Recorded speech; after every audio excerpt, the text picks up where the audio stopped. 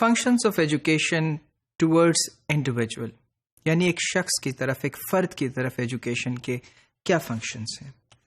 Education is important for every society and individual, یعنی education تمام افراد اور تمام معاشروں کے لیے ایک یقینی اور ضروری حیثیت رکھتی ہے. It enables a person to be aware of his or her highest self and objectives. It enables a person to be aware of his or her highest self. Highest self سے مراد ایک شخص کا جو بہترین سیلف ہے، وہ self جس کو کسی ایک خاص طریقے سے اچیو کیا جاتا ہے، چاہے وہ ہم اس کو کسی بھی طرح آئیڈیلزم کے اندر رکھ لیں یا اسے ہم ریشنلزم کی تھیری میں دیکھیں، وہ سیلف جس کو حاصل کرنا مقصود ہے، یعنی polishing a person.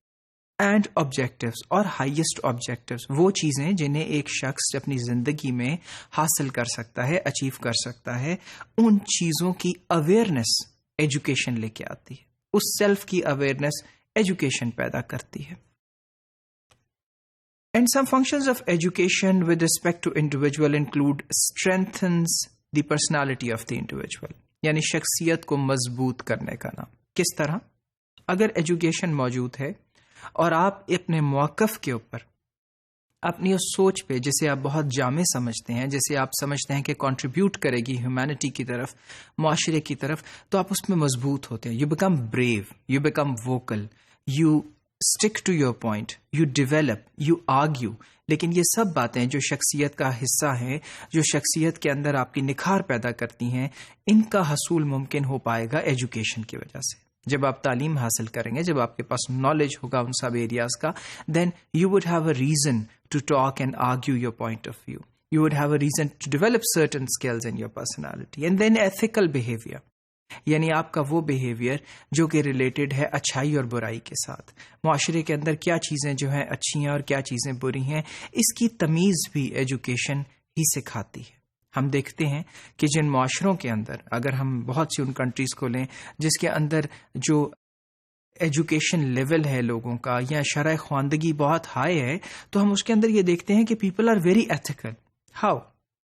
Take example of England. If England is almost a very educated country, تو وہاں ہم لوگوں کے اندر دیکھیں گے کہ ethical behavior جو ہے وہ apparently ہمیں بہت زیادہ نظر آتا ہے معاشروں کی حد میں. اور اسی طرح اگر ہم سری لنکا کی مثال لیتے ہیں جہاں جو خواندگی کی شرح ہے وہ بہت ہائی ہے، تو ہم دیکھتے ہیں کہ بوجہ غربت لوگوں میں وہاں ایتھکس جو ہیں، لوگوں میں وہاں جو سٹیزن شپ کے طریقے سے بہیو کرنا ہے وہ بہت ہائی نظر آتا ہے. سڑک کے اوپر جو لوگ ہیں پھٹے پرانے کپڑوں میں بھی آپ کو قطار بنائی نظر آئیں گے.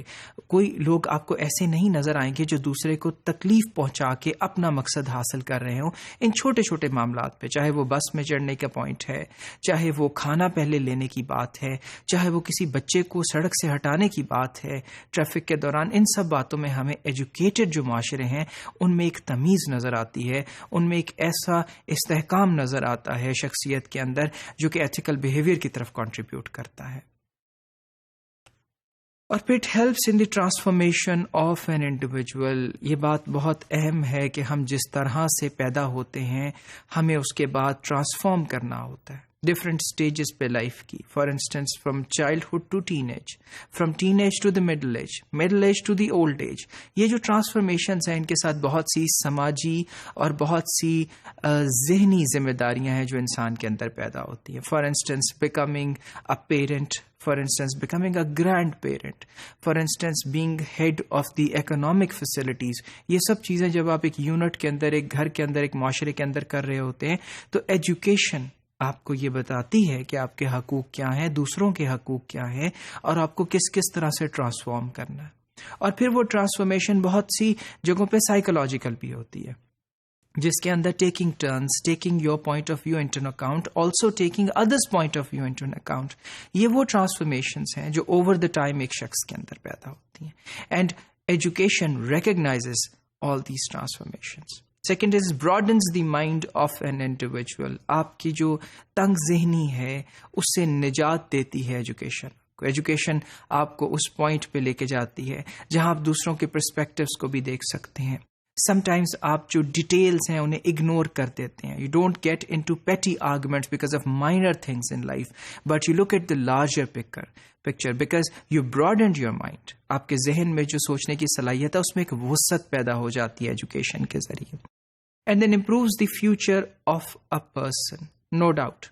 Improving the future of a person, جو سب باتیں ابھی ہم نے پیچھے کی، اگر وہ ساری باتیں کسی ایک انڈیویجول کے اندر ڈیولپ ہو جائیں تو اس کا فیوچر آٹومیٹکلی بہتر ہو جاتا ہے. اور دوسری طرف اگر ہم آج دنیا کو دیکھیں تو سرمایہ دارانہ نظام کے اندر جو یوٹیلیٹیرین اپروچ ہے، اس یوٹیلیٹیرین اپروچ کے زاویے سے دیکھا جائے تو ایک شخص کی جو مارکیٹ ویلیو ہے وہ بھی بڑھ جاتی ہے جب وہ رسمی تعلیم ساتھ لے کر کے چلے. اور پھر اس رسمی تعلیم میں جس میں بہت سی ڈگریز شامل ہیں، اس میں کوالیفیکیشنز شامل ہیں، پروفیشنل ایجوکیشن شامل ہے، تو وہ کنٹریبیوٹ کرتی ہے اس کی فیوچر سکسیس میں، چاہے وہ اکنامک ہے، چاہے وہ سوشل ہے یا سائیکولوجیکل ہے.